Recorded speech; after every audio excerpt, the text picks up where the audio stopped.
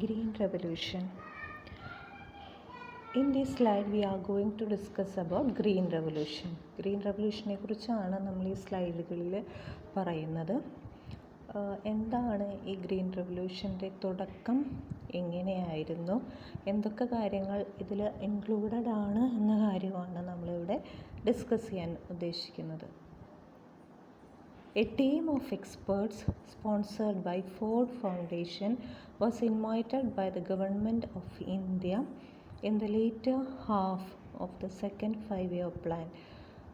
Second 5-year പ്ലാനിൻ്റെ കാലഘട്ടത്തിൽ അതിൻ്റെ later half, നമുക്കറിയാം 5-year പ്ലാൻസ് എന്ന് പറയുന്നത് 5 കൊല്ലത്തിൻ്റെ ഇതിനെയാണ് നമ്മൾ 5-year പ്ലാൻസ് എന്ന് പറയുന്നത്. അപ്പോൾ ഈ 5-year പ്ലാൻസിൽ അവർ സജസ്റ്റ് ചെയ്യാണ് അല്ലെങ്കിൽ ഇൻവൈറ്റ് ചെയ്യാണ് എക്സ്പേർട്സിനെ. എന്തിനു വേണ്ടിയാണ് ഇൻവൈറ്റ് ചെയ്തിട്ടുള്ളത്? To suggest ways and means increase agriculture production and productivity. എങ്ങനെയാണ് അഗ്രികൾച്ചർ പ്രൊഡക്ഷനും പ്രൊഡക്ടിവിറ്റിയും ഇൻക്രീസ് ചെയ്യേണ്ടത്, അതിൻ്റെ മീൻസും വേസും ഏത് വഴിക്കൂടെ നമുക്കത് ഇൻക്രീസ് ചെയ്യാൻ സാധിക്കും.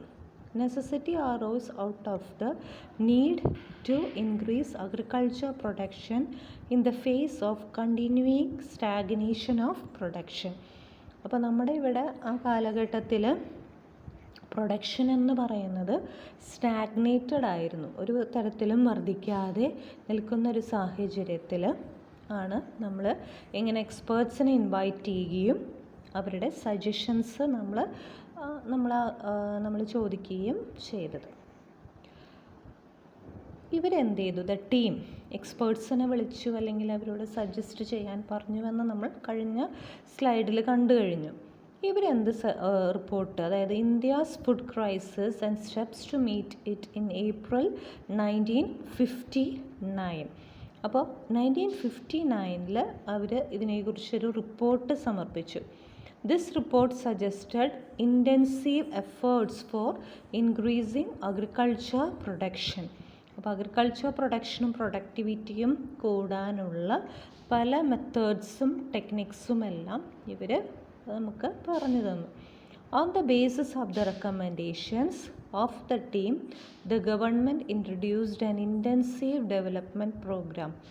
ഈ ഒരു സജഷൻസിലൂടെ നമ്മൾ പറഞ്ഞു 1959 ഇതിൻ്റെ സജഷൻസ് വരുന്നത്.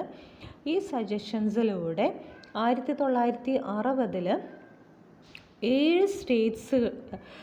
സ്റ്റേറ്റ്സിലുള്ള 7 ഡിസ്ട്രിക്റ്റുകളിലായിട്ട് പ്രോഗ്രാം തുടങ്ങി. IADP എന്നാണ് ആ പ്രോഗ്രാമിൻ്റെ പേര്. Intensive area development programme. Intensive area development programme.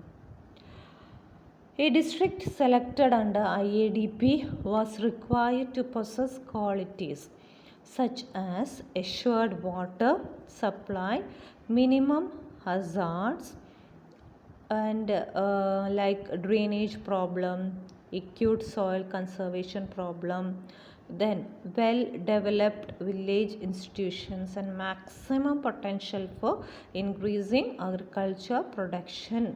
അപ്പോൾ കുറച്ച് കാര്യങ്ങൾ അവർ പറഞ്ഞത്, ക്വാളിറ്റീസ് എൻഷുർ ചെയ്യുക. എന്തൊക്കെ തരം ക്വാളിറ്റീസുകളാണ് എൻഷുർ ചെയ്യേണ്ടത്? വാട്ടർ സപ്ലൈ വേണം, ഹസാർഡ്സുകളൊന്നും തന്നെ, അല്ലെങ്കിൽ ഈ ഡ്രെയിനേജ് പ്രോബ്ലം അല്ലെങ്കിൽ സോയിൽ കൺസർവേഷൻ പ്രോബ്ലം, അങ്ങനെയുള്ള പ്രോബ്ലം റിഡ്യൂസ് ചെയ്യുക. അതുപോലെ തന്നെ വില്ലേജ് ഇൻസ്റ്റിറ്റ്യൂഷൻസ് ഡെവലപ്പ് ചെയ്യുക. അഗ്രികൾച്ചർ പ്രൊഡക്ഷൻ എന്ന് പറയുന്നത് ഇൻക്രീസ് ചെയ്യുക. The 7 districts ഏതൊക്കെയാണ്? വെസ്റ്റ് ഗോദാവരി ഇൻ ആന്ധ്രാപ്രദേശ്, സഹാദാബ് in Bihar, Raipur in Madhya Pradesh, Thanjavur in Tamil Nadu, Ludhiana in Poonch, Aligarh in UP, Pali in Rajasthan. അപ്പോൾ 7 വ്യത്യസ്ത ഡിസ്ട്രിക്റ്റുകളാണ് നമ്മളിവിടെ ചൂസ് ചെയ്തത്. ഇതിൽ ആദ്യത്തെ 4 സെലക്ട് ചെയ്തത് റൈസിന് വേണ്ടിയും പിന്നെയുള്ള 2 വീറ്റിന്, ഏറ്റവും അവസാനത്തെ മില്ലറ്റ്സിന്. അതായത് ഗോദാവരി, സഹാബാദ്, റൈപൂർ, തഞ്ചാവൂർ എന്ന് പറയുന്നത് റൈസിന് വേണ്ടി, ലുധിയാം പുഞ്ച് എന്ന് പറയുന്നത് വീറ്റിന് വേണ്ടി, അതുപോലെ തന്നെ പാലി എന്ന് പറയുന്നത് മില്ലറ്റ്സിന് വേണ്ടി. This program was later extended to remaining states by selecting one district from each state for intensive, പിന്നെ അത് എക്സ്റ്റെൻഡ് ചെയ്തു, intensive agriculture area programme IAAP ആയിട്ട് അത് എക്സ്റ്റെൻഡ് ചെയ്തു. The period of mid-1960s was very significant from the point of view of agriculture. വളരെ important ആയിട്ടുള്ള ഒരു ഇതായിരുന്നു. HYV സീഡ്സ് എല്ലാം തന്നെ ഡെവലപ്പ് ചെയ്തു.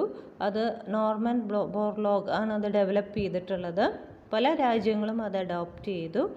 ഈ ഒരു HYV സീഡ്സിലൂടെ 5000 നിന്ന് 6000 കിലോഗ്രാം വരെ ഇൻക്രീസ് ചെയ്തതിൻ്റെ production.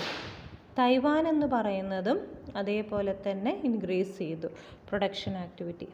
These high yielding variety of seeds required proper irrigation facilities and extensive use of fertiliser, pesticide, insecticides. അപ്പോൾ ഇതിനെല്ലാം വേണ്ടുന്ന കാര്യമെന്ന് പറയുന്നത് ഇറിഗേഷൻ ഫെസിലിറ്റിയും അതുപോലെ ഫെർട്ടിലൈസേഴ്സും പെസ്റ്റിസൈഡ്സും ഇൻസെക്ടിസൈഡ്സും.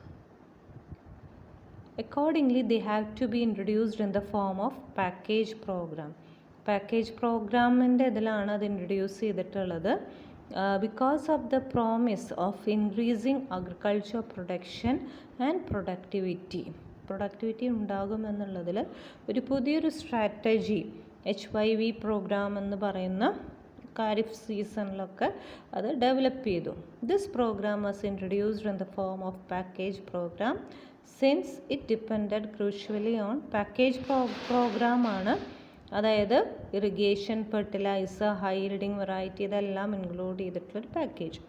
Initially it was implemented in a total area, hectare കണക്കിന് ഏരിയയിൽ അത് ഇംപ്ലിമെൻറ്റ് ചെയ്തു. ആൻഡ് വളരെയധികം 62% വരെ അത് ഇൻക്രീസ് ചെയ്യുന്നു, പ്രൊഡക്ഷനിൽ വർധനവ് ഉണ്ടായി. ഇത്രയുമാണ് നമുക്ക് ഗ്രീൻ റെവല്യൂഷനെ കുറിച്ച് പറയാനുള്ളത്. Thank you.